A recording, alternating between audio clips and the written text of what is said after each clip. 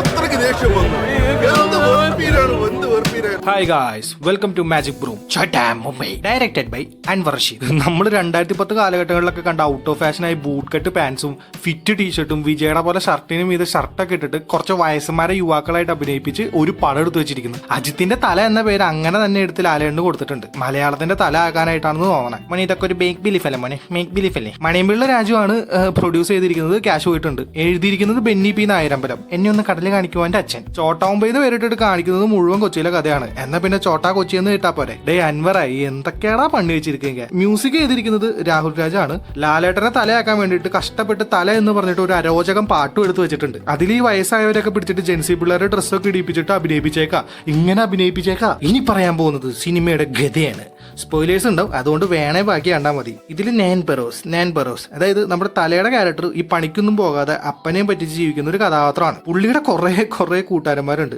എല്ലാവരും തലയിലും പോലെ തന്നെയാണ്. അതായത് തല അപ്പനെ പറ്റിച്ച് ജീവിക്കുന്നു, കൂട്ടുകാരെ തലേനെ പറ്റിച്ച് ജീവിക്കുന്നു. വില്ലനായിട്ട് വരുന്നത് മണി വിനായകനാണ്. രണ്ടുപേരും നന്നായിട്ട് ചെയ്തിട്ടുണ്ട്. പക്ഷെ ചെയ്തത് ഈ സിനിമയിലായി പോയില്ലേ. നമ്മുടെ കഥാനായകൻ തെല കൂട്ടുകാർക്ക് വേണ്ടിയിട്ട് ചാകും. അങ്ങനെ പുള്ളി അപ്പനെ കൊണ്ട് നോണയൊക്കെ പറഞ്ഞ് ഒപ്പിടിപ്പിച്ചിട്ട് വീടിന്റെ ആധാരമൊക്കെ കൂട്ടുകാർക്ക് വേണ്ടി പോയിട്ട് പണയം വെക്കും. എന്നിട്ട് ലോണും നടക്കാതെ ഇങ്ങനെ കള്ളും കുടിച്ച് കറങ്ങി നടക്കുക. ഇതൊക്കെ എപ്പോഴാ എഴുതി വെക്കാൻ തോന്നുന്നത്. നായികയായിട്ട് ഭാവനയാണ്. ഭാവനയുടെ പേര് ലത. അതായത് തലതിരിഞ്ഞ ലതയാണല്ലോ. ഡയറക്ടർ ബ്രില്യൻസ് ആണ് ഉദ്ദേശിച്ചത്. കേട്ടിട്ട് തൊലി ഉരിഞ്ഞുപോയി. ലാലേട്ടൻ തന്നെ മോളുടെ പ്രായമുള്ള ഭാവനേനെ പെണ്ണ് കാണാൻ പോകുമ്പോൾ ചായക്ക് പകരം കൊടുക്കുന്നത് മദ്യം. ഇത്രയ്ക്ക് പൊളിറ്റിക്കൽ കറക്റ്റ്നെസ് ഇല്ലാതെ ഒരു പെണ്ണിന് വെറും മദ്യം വിളമ്പാൻ നിർത്തിയ അൻവർ അണ്ണനെയൊക്കെ എന്താ ചെയ്യണ്ടേ. പെണ്ണ് കാണാൻ പോകുന്നതാണെങ്കിലും മൂക്കറ്റും കള്ളു കുടിച്ചുകൊണ്ട്. ഇതിൽ ജഗതി ചെയ്തേക്കുന്നൊരു ക്യാരക്ടർ ഉണ്ട്. പുള്ളി ആരെങ്കിലും തല്ലുന്നതിന് മുന്നേ പടക്കം പൊട്ടിക്കും. അത് തീരുന്നതിന് മുന്നേ തല്ലു തീർക്കും. ഏത് കോമഡിയാണ്, നമ്മൾ ചിരിക്കണായിരിക്കും. ഇതിന് ലാലേട്ടനേക്കാൾ വയസ്സിന് ഇളയതായ സായികുമാറാണ് ലാലേട്ടൻ്റെ അപ്പനായിട്ട് അഭിനയിച്ചേക്കുന്നത്. സായികുമാറിനേക്കാൾ ഒരു വയസ്സ് ഇളയതായ സിദ്ദിഖ് മോഹൻലാലിന്റെ കൂട്ടുകാരനായിട്ട് അഭിനയിച്ചേക്കുന്നത്. അയ്യയ്യോ, അങ്ങനെ മൊത്തം മിസ്കാസ്റ്റിങ്ങും ഓവർ ആക്ടിങ്ങും ഒക്കെ ആയിട്ട് പോകുന്ന ഒരു സിനിമ. ഇതിൽ സിദ്ദിഖ് മദ്യക്കുപ്പി താഴെയിട്ട് പൊട്ടിച്ചിട്ട് എല്ലാരും കൂടി സിദ്ദിഖിന് ഇടിക്കുന്ന ഒരു സീനുണ്ട്. എന്താടാ ഇത്,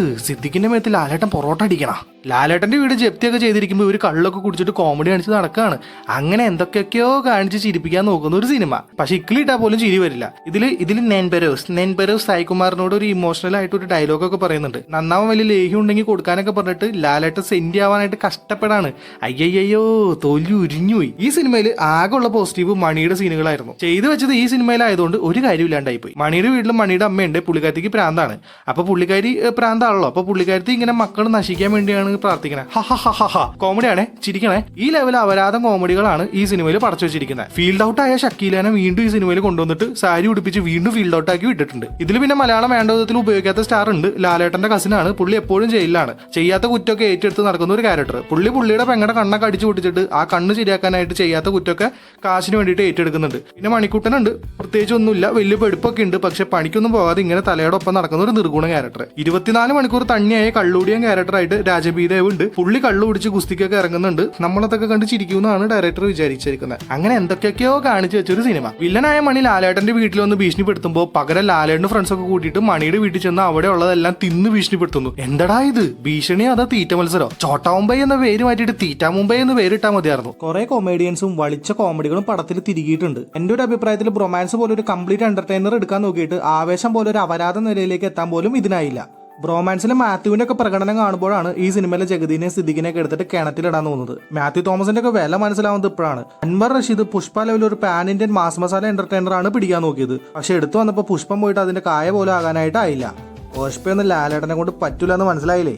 പിന്നെ വിനായകൻ മരിക്കുന്ന സീനൊക്കെ നല്ല പ്രഡിക്റ്റബിൾ ആയിരുന്നു. ചാകാൻ കിടക്കുന്ന സഹവില്ലൻ മെയിൻ വില്ലനോട് നായകനെ കൊല്ലണം എന്ന് പറയുന്നത് വലിയ കല്ലുകടിയായിട്ട് തോന്നി. പൊളിറ്റിക്കൽ കറൻസ് കാണിക്കാനായിട്ട് പെൺകുട്ടികളുടെ കൊട്ടേഷന് കാശ് വാങ്ങാറില്ല എന്നൊക്കെ പറയുന്നത് അനാവശ്യമായിട്ട് കുത്തി കയറ്റിയത് പോലെയാണ് എനിക്ക് തോന്നിയത്. പിന്നെ നായിക നോക്കാൻ ഏൽപ്പിച്ച വണ്ടി നായകൻ നായികയുടെ സമ്മതമില്ലാതെ പണയം വെക്കുന്നതെല്ലാം മെയിൽ ടോക്സിസിറ്റിയുടെ എക്സ്ട്രീം ലെവലായിട്ടാണ് തോന്നിയത്. അങ്ങനെ മൊത്തത്തിലൊരു മലങ്കൾട്ട് സിനിമ. ഇന്റർവെല്ലിൽ കൊള്ളാമായിരുന്നു. ഇന്റർവെല്ലിന് കഴിച്ച മുട്ട പപ്സ് വളരെ നല്ലതായിരുന്നു. അങ്ങനെ അവസാനം വില്ലൻ ക്ലൈമാക്സ് നടക്കുന്നിടത്തേക്ക് വന്ന് നായകന്റെ അച്ഛനെ പപ്പാനിയിൽ കെട്ടിയിടുന്നു. പക്ഷെ പപ്പാനിക്കുള്ളിൽ നിന്ന് നായകൻ അച്ഛനെ രക്ഷിച്ച് നിൽക്കുമ്പോ പപ്പാനി വീണ് വില്ലൻ ചാകുന്നു. അല്ലടാ, നിനക്ക് നിൽക്കാൻ തോറ സ്ഥലമുണ്ട്, എന്തിനാടാ നീ അതിന്റെ അടിയിൽ പോയി നിന്ന്? ഇത്രയും മണ്ടനായ വില്ലനെ ഞാൻ കണ്ടിട്ടില്ല. അങ്ങനെ എന്തൊക്കെയൊക്കെയോ കാട്ടിക്കൂട്ടി ആ പടം കഴിഞ്ഞു.